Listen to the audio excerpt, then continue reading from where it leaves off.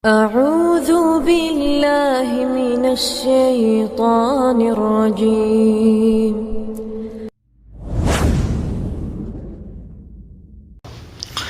Bismillahirrahmanirrahim. Assalamualaikum warahmatullahi wabarakatuh. Innal hamdalillah nahmaduhu wa nasta'inuhu wa nastaghfiruh wa na'udzu billahi min syururi anfusina wa min sayyiati a'malina. May yahdihillahu fala mudilla lahu wa may yudlil fala hadiyalah. Asyhadu an la ilaha illallah wahdahu la syarikalah wa asyhadu anna Muhammadan abduhu wa rasuluhu la nabiyya ba'dah. Amma ba'd. Marhaban li talibil ilm. Selamat datang bagi para penuntut ilmu. Semoga Allah merahmati antum semua. Insyaallah ta'ala pada pertemuan kali pertama ini kita akan mempelajari kaidah dasar bahasa Arab bagian pertama. Insyaallah pelajaran ini telah saya susun dengan susunan yang sederhana sekali ya, agar bisa difahami dalam mempelajarinya. Slide-nya silahkan antum lihat di deskripsinya. Saya cantumkan linknya untuk bisa di download. Taib, ikhwan semua yang Allah muliakan, kita akan mulai pembahasan atau pelajaran tentang kaidah dasar bahasa Arab ya. Ini adalah bagi antum yang pemula yang sama sekali belum pernah menyentuh pelajaran bahasa Arab ya. Ini sangat dasar sekali, dan karenanya saya ambil susunan ini dari sebuah kitab matan yang sangat populer ya, kitab klasik yang sangat populer di kalangan thalibul ilm, yaitu kitab Matan al-Ajurumiyah karangan Syekh Ibnu Ajurrum ya. Taib, insyaallah taala ya, kita mulai pelajaran ini dengan memahami slide demi slide ya. Kita coba untuk menjelaskan apa yang telah tersusun. Semoga antum bisa memahaminya ya. Baik, slide pertama, silakan buka di slide pertama, yaitu tentang judul utamanya ya, kaidah dasar bahasa Arab bagian pertama ya. Kemudian subjudulnya menjelaskan tentang mengenal makna kalimat dalam bahasa Arab. Jadi nanti kita akan dalam pertemuan pertama ini kita akan membahas tentang mengenal makna kalimat dalam bahasa Arab ya. Taib. Slide selanjutnya ada ayat Al-Qur'anul Karim ya. Allah berfirman, a'udzubillahi minasyaitonirrajim, inna anzalnahu qur'anan arabiyyan la'allakum ta'qilun. Sesungguhnya kami menurunkannya sebagai Quran berbahasa Arab agar kamu mengerti. Quran surah Yusuf surat ke-12 ayat kedua ya. Ayat ini menjadi motivasi untuk kita semua bahwasanya begitu pentingnya kita mempelajari bahasa Arab. Kenapa? Karena Al-Quran Allah turunkan dengan bahasa Arab. Bahasa Arab adalah bahasa Al-Quran. Bahasa Arab adalah bahasa dunia Islam. Bahasa Arab adalah bahasa dunia internasional. Dan bahasa Arab adalah bahasa surganya Allah Subhanahu wa taala. Bahasa penduduknya surga, bahasa penduduk surganya Allah Subhanahu wa taala ya. Karenanya di sisi lain Umar ibnu Khattab radhiyallahu anhu mengatakan, ta'allamul lughatal arabiyyah fa innaha min dinikum. Pelajarilah bahasa Arab karena bahasa Arab merupakan bagian dari agama kalian ya. Dan di antara salah satu pentingnya atau faidah kita mempelajari bahasa Arab ialah agar kita bisa memahami makna yang terkandung dalam ayat Al-Qur'anul Karim, ya. Juga agar kita bisa memahami hadis Nabi sallallahu alaihi wasallam. Kenapa? Karena keduanya, baik Al-Qur'an ataupun hadis Nabi, menggunakan bahasa Arab. Tidaklah kita bisa memahami keduanya melainkan dengan mempelajari bahasa Arab. Taib. Berikutnya, apa itu kaidah? Apa itu kaidah? Ya. Kenapa saya tampilkan atau kenapa saya tuliskan tentang makna kaidah?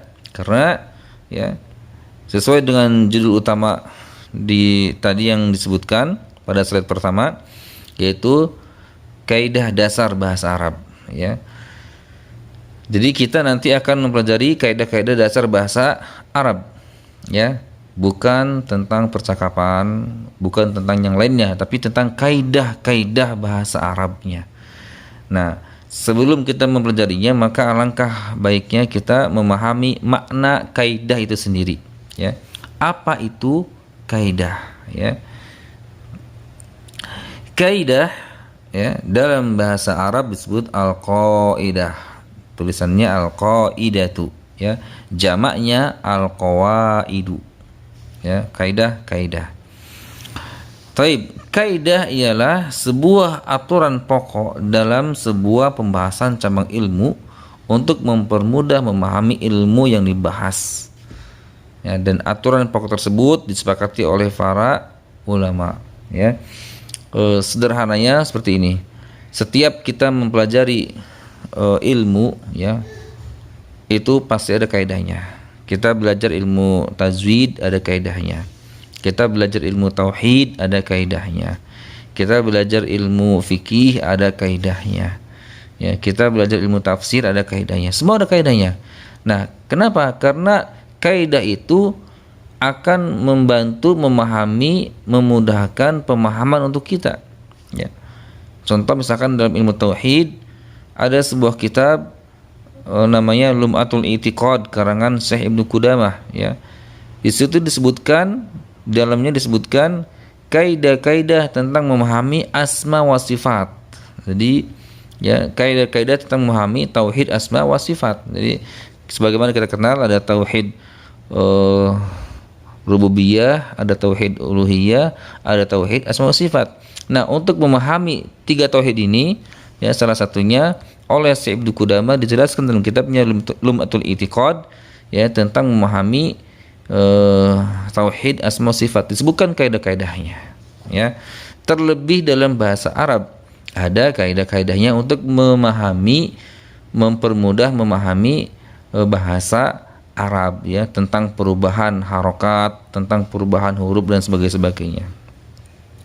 Itu, ya, makna dari sebuah kaidah, ya. Jamaknya al-qawaid. Ada sebuah kitab nahwu namanya Nahwul Wadih, ya, dari jilid pertama, kedua, ketiga sampai ke-6. Di dalamnya berisi tentang kaidah-kaidah, ya. Di atasnya pertama ke setiap bab itu ada contoh-contohnya, ya, contoh-contoh kalimat. Kemudian setelah contoh-contoh kalimat dituliskanlah al-qawaid, ya, kaidah-kaidahnya, ya, seperti itu. Taib, selanjutnya di slide yang keempat kita akan membahas tentang memahami arti kalimat dalam bahasa Arab, ya. Arti kalimat dalam bahasa Arab, ya. Kenapa ini dijelaskan? Karena kalimat dalam bahasa Arab tentunya berbeda dengan kalimat dalam makna bahasa lain, ya. Makna kalimat bahasa Indonesia seperti ini, makna kalimat bahasa Inggris seperti ini, ya. Makna kalimat bahasa Cina seperti ini. Nah, makna kalimat bahasa Arab, ya, tidak sama seperti yang lainnya, ya, tidak sama seperti bahasa yang lainnya. Insyaallah nanti akan kita bahas sedikit, ya. Sebagaimana yang dikemukakan dalam definisi kalimat, ya, dikemukakan oleh Syekh Ibnu Ajurum dalam kitabnya Matan Al-Ajurumiyah. Beliau mengatakan, ya, al-kalamu huwa lafdul mufidu al-murakkabu bil wad'i, Ya, yang namanya kalimat itu ialah lafad, kemudian mufid, kemudian murakkab, kemudian wadhu, ya. Ini yang disebut dengan kalimat. Jadi ada 4 syarat ketika disebut sebagai sebuah kalimat. Harus lafad, harus mufid, harus murakkab, harus wadhu, ya. 4 syarat inilah yang saya tulis dalam teks ini, ya. Ini. Jadi ketika antum baca teks ini merupakan sebuah kalimat sederhana yang saya ambil dari definisinya Syekh Ibnu Ajurum, itu al-kalamu huwa lafdzul mufidu al-murkabu bil wad'i, ya. Saya jelaskan lebih rinci lagi, ya, sedikit saya jelaskan tentang makna lafad, mufid, murakkab dan wadhu, ya. Jadi sekali lagi perhatikan baik-baik, yang namanya kalimat ialah harus lafad, harus mufid, harus murakkab, harus wadhu, ya. Sebentar akan saya jelaskan. Sebelumnya kita baca dulu ini tentang makna kalimat, ya. Yang dengan kalimat sederhananya. Kalimat, ya, kalimat dalam bahasa Arab dimaknai dengan sebuah kata atau ucapan yang terdiri dari huruf-huruf hijaiyah yang tersusun dalam 2 kata atau lebih, serta mengandung arti dan maksud terhadap orang yang mendengarnya, dan dalam lafaz tulisan bahasa Arab, ya. Ini sesuai dengan apa yang dikatakan Syekh Ibnu Ajurum, al-kalamu huwa lafzul mufidu al-murkabu bil wad'i. Baik, akan saya bahas satu persatu, ya, tentang definisi kalimat. Pertama apa? Pertama harus lafad, ya. Harus lafad. Harus lafad, ya. Apa maknanya lafad? Ya. Maknanya lafad ialah harus terambil dari salah satu huruf hijaiyah.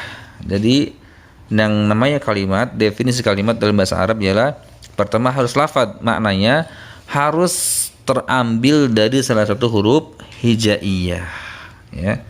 Taib, huruf hijaiyah, ya. Yang kedua apa? Yang kedua harus al-mufid, ya. Harus al-mufid. Salah ini.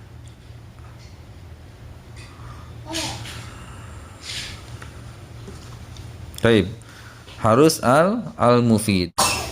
Taib, yang kedua ialah al-mufidu, harus mufid. Apa maknanya? Maknanya ialah kalimat tersebut ketika diucapkan haruslah difahami oleh orang yang mendengarnya, atau orang yang mendengarnya harus bisa memahami, mengerti apa yang diucapkannya, yaitu mufid, ya, maknanya. Yang ketiga apa? Yang ketiga ialah al-murakkab, ya. Al-murakkab. Al-murakkab apa maknanya?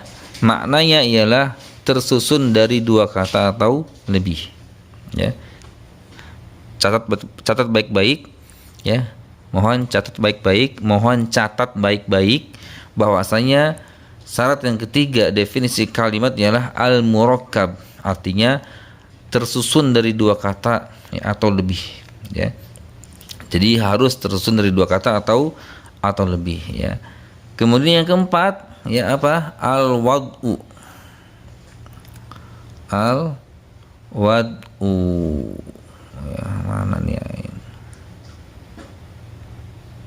Al-wad'u. Apa artinya? Artinya ialah harus dalam bahasa Arab, ya, harus dalam bahasa Arab. Maka ketika ada sebuah kata yang terdiri dari huruf-huruf hijaiyah yang bisa dipahami oleh orang yang mendengarnya dan tersusun dari 2 kata atau lebih serta dalam tulisan bahasa Arab, maka itulah disebut dengan sebuah kalimat dalam bahasa Arab, ya. Faham, ya, sampai sini? Silakan catat baik-baik. Taib. Untuk sederhananya kita ambil sebuah contoh. Contoh kalimat dalam bahasa Arab, ya. Contohnya yaitu talibun qaimun, ya. Terjemahannya apa? Mahasiswa itu berdiri, ya. Nah, kata talibun qaimun adalah contoh dari sebuah kalimat dalam bahasa Arab. Kenapa? Karena kalimat ini talibun qaimun, ya, mengandung unsur yang 4 tadi, ya. Lafadznya, mufidnya, murakkabnya, juga wadha'nya, ya. Kita coba identifikasi, ya, dari 4 syarat tadi, ya, 4 definisi tadi, bahwasanya talibun qaimun ini sudah termasuk dari lafadz, mufid, murakkab dan wadha'. Pertama, lafadznya terdiri dari huruf-huruf jaiyah, ya. Kita perhatikan kalimat talibun qaimun ini adalah huruf jaiyah dari ta, ya. Kita coba perbesar. Ada ta, ada alif setelah ta, ada lam, ada ba, ada qaf, ada alif setelah qaf, ada hamzah, ada mim, ya. Ini lafadznya, ya, terdiri dari huruf-huruf jaiyah. Yang kedua apa? Mufid, ya. Mengandung makna atau difahami oleh orang yang mendengarnya. Contoh, misalkan kalau saya bilang talibun qaimun, maka antum yang mendengarnya pasti sudah faham, ya. Karena apa? Karena talibun qaimun adalah mufid, ya. Ya, kita lihat terjemahannya apa? Mahasiswa itu berdiri. Mahasiswa itu berdiri, ya. Antum pasti sudah memahaminya, ya. Taib, mufid sudah termasuk. Yang ketiga, murakkab enggak, ya, tersusun enggak dari 2 kata atau lebih, ya. Kita lihat, ya, talibun qaimun adalah murakkab, ya, tersusun dari 2 kata, ya. 1 kata talibun, 2 kata qaimun. Jadi talibun qaimun ini murakkab, ya, tersusun dari 2 kata. Terakhir wadha', bahasa Arab bukan? Taib, jelas ini adalah bahasa Arab. Talibun qaimun adalah bahasa Arab, bukan bahasa Inggris, bukan bahasa Indonesia, juga bukan bahasa Cina. Maka kalimat talibun qaimun adalah, ya, termasuk kalimat dalam bahasa Arab, ya. Taib, bisa dipahami ya sampai sini. Contoh lainnya apa? Ya, ada kata jaa talibun. Kalimat jaa talibun, telah datang siswa itu, ya, telah datang siswa itu. Kemudian alhamdulillahi, segala puji itu milik Allah. Ini adalah salah satu contoh sederhana dari sebuah kalimat, ya. Baik, ya. Slide terakhir, ya, kita akan bahas tentang jenis kalimat, ya. Ada 3 macam jenis kalimat dalam bahasa Arab, ya. Pertama apa? Pertama kalimat isim, kalimatul ismi, atau kalimat isim bisa juga dipahami dengan kata benda. Jadi setiap kata benda adalah kalimat isim namanya dalam bahasa Arab, ya. Contohnya apa? Contohnya yang ada di sekitar antum, ada rumah, ada masjid, ada sekolah, ada mobil, ada handphone, ada laptop, ada piring, ada sendok, ya. Atau yang ada dalam diri antum dari mulai rambut, ya, kening, pipi, itu semuanya adalah benda, ya, dan semua itu adalah kalimat isim, ya. Nanti kita akan bahas tentang ciri-cirinya insyaallah taala. Yang kedua, kalimatul fi'li, atau, ya, bisa dipahami dengan kata kerja. Setiap kata kerja adalah kalimat fi'il namanya. Ya, contohnya misalkan kerja apa namanya? Duduk, berdiri, pergi, ya, pulang, ya, belajar, menulis, ya, minum, membaca, makan. Itu adalah kalimat fi'il atau kata kerja, ya. Yang ketiga apa? Yang ketiga adalah kalimatul harfi atau kalimat huruf. Kalimat huruf adalah pembahasannya bukan kata benda, juga bukan kata kerja. Baik, ya, sampai sini bisa dipahami insyaallah. dari ketiga jenis ini akan kita jelaskan lebih rinci pada pertemuan berikutnya insyaallah ta'ala. Naktafi bihadzal qadar. Subhanakallahumma bihamdika asyhadu an la ilaha illa anta astaghfiruka wa atubu ilaik. Wassalamualaikum warahmatullahi wabarakatuh.